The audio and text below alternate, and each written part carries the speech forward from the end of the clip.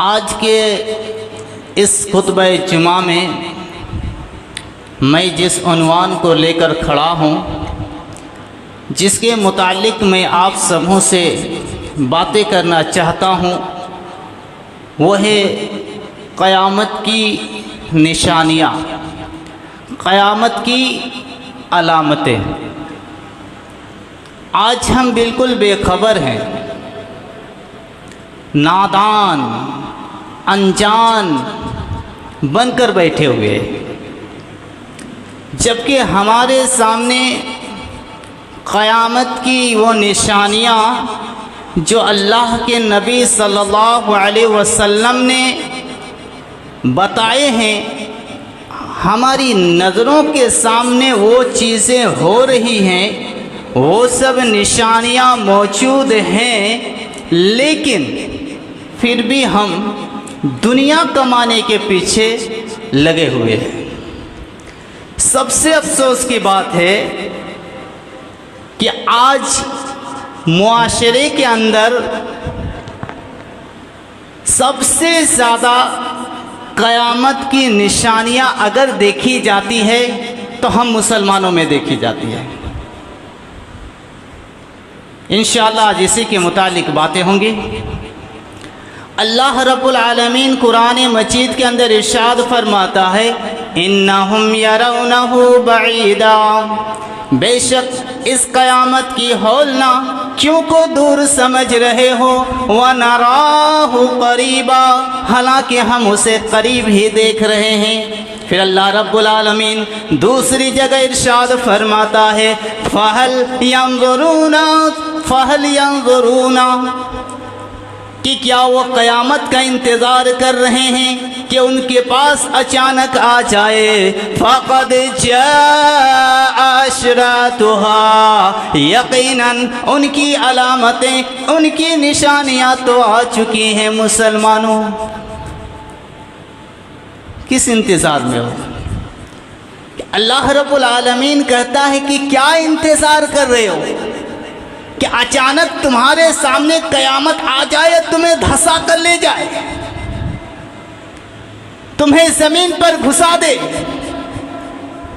इस चीज़ का इंतज़ार कर रहे हो? मौका मिला है, अल्लाह रब्बुल आलमीन का शुक्र अदा करो कि अभी तक सही सलामत हो, जिस्म के अंदर जान है। कर लो क़यामत की तैयारी, कर लो मुसलमानों, क्योंकि अल्लाह रब्बुल आलमीन कुरान पाक के अंदर फरमाता है, वो दिन इतना ख़तरनाक दिन होगा कि हामिला औरत के, बच्चे वाली माँ के पेट से बच्चा गिर जाएगा, लेकिन पता तक नहीं चलेगा कि पेट से बच्चा गिर गया है।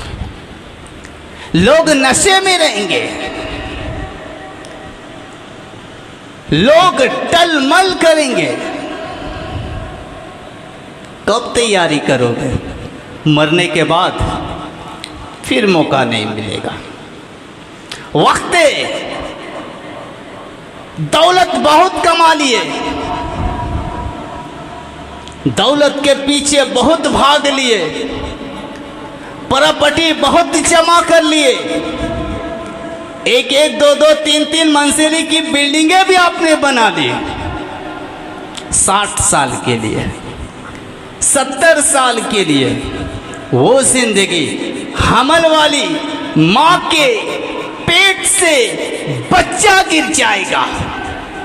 सोचो कि वो दिन क्या होगा। फिक्र करो मुसलमानों कि वो दिन कितना खतरनाक होगा। उस माँ से जाकर पूछो, जब बच्चे को वो जन्म देती है तो उसको कितनी तकलीफ होती है। ये तकलीफ उस तकलीफ के सामने कुछ भी नहीं है। कर लो तैयारी। एक हदीस के अंदर अल्लाह के नबी सल्लल्लाहु अलैहि वसल्लम ने कहा, क़यामत मेरी और क़यामत इन 2 उंगलियों की तरह है। जिस तरह एक उंगली दूसरे उंगली से थोड़ी सी आगे है, क़यामत उसी तरह मेरे से ज़रा पीछे है। अल्लाह के नबी सल्लल्लाहु अलैहि वसल्लम के ज़माने में ये बात कही गई। अल्लाह के नबी सल्लल्लाहु अलैहि वसल्लम ने ये बात कही और आज 1400 साल गुजर चुके हैं, लेकिन हम मुसलमान बिल्कुल बेफिक्र निडर के साथ अपनी ज़िंदगी को गुजार रहे हैं। और आज हमें मौत से डर नहीं लगता। क्यों? वजह क्या है? वजह एक ही चीज़ है कि आपने मोबाइल के अंदर इतनी ज़्यादा मौत को देखा कि आपके दिल से वो मौत का डर जो है वो ख़त्म हो चुका है।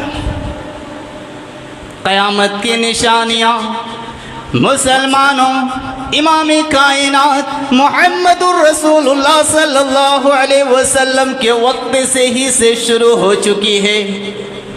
आज इस खुतबे जुमा में सिर्फ उन निशानियों को बयान किया जाएगा जो मौजूदा वक्त में देखा जा रहा है।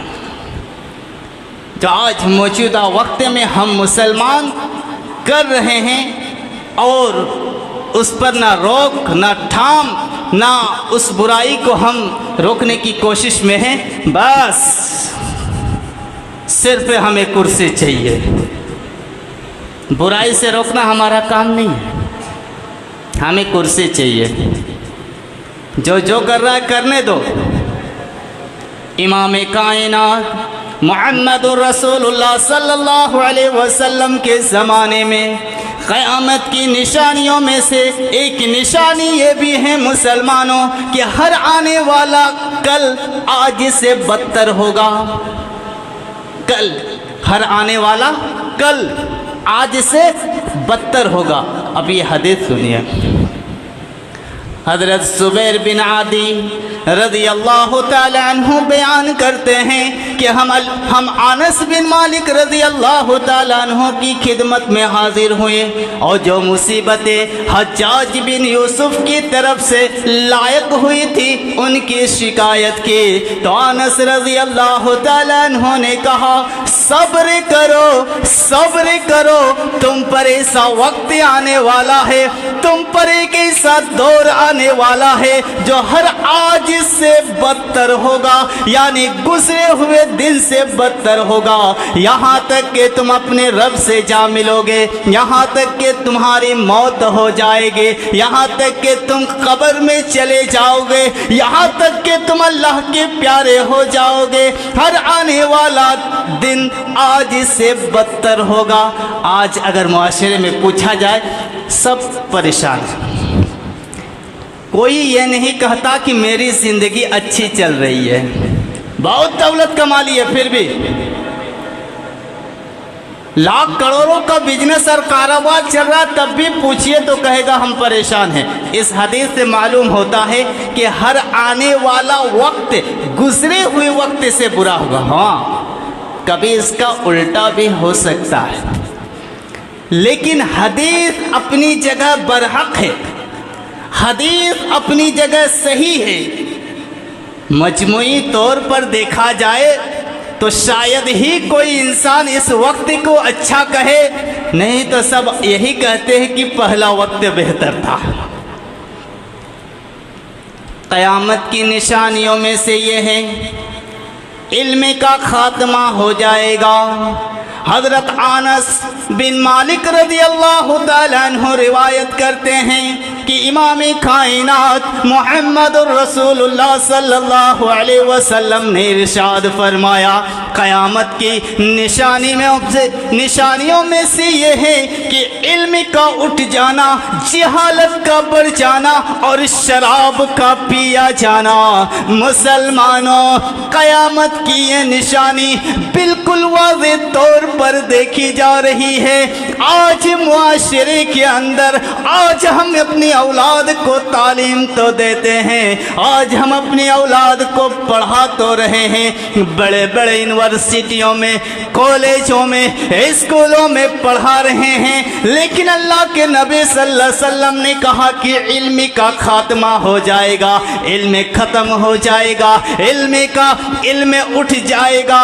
मुराद दीनी तालीम है, कुरान और हदीस का इल्म है।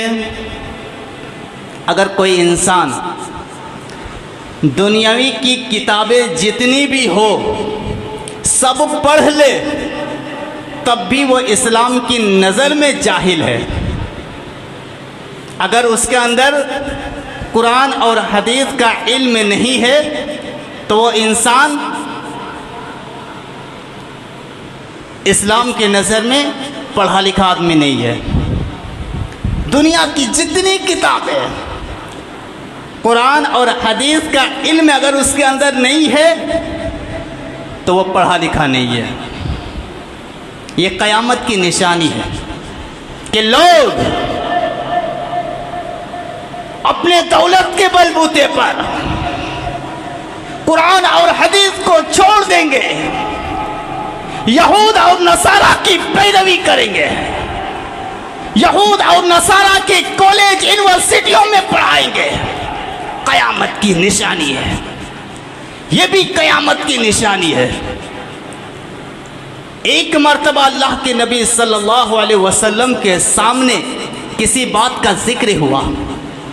आपने फरमाया यह उस वक्त होगा जब इल्म का खात्मा हो जाएगा, जब इल्म उठ जाएगा।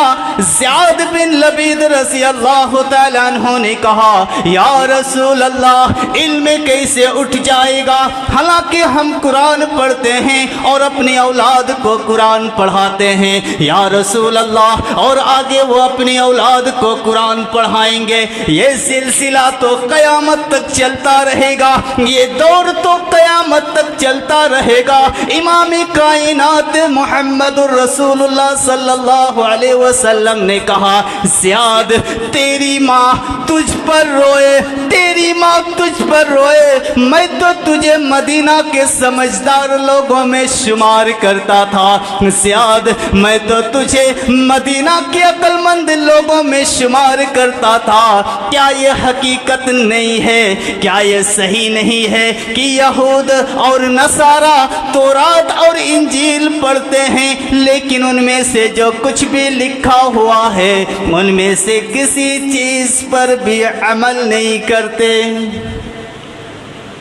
इल्म उठ जाने का मतलब ये है कि दीनी इल्म पर, दीनी तालीम पर, कुरान और हदीस पर अमल नहीं किया जाएगा।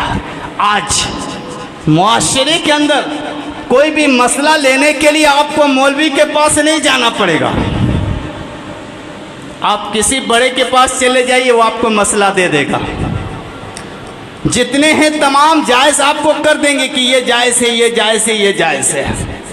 इल्म उठ जाएगा।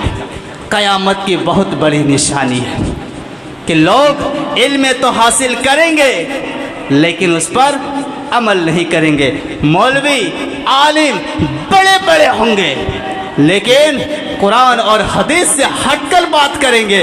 अगर कोई आ जाएगा अपने से ऊपर झुक जाएंगे। ऐसे इल्म हासिल करने वाले होंगे। ये भी क़यामत की निशानी है।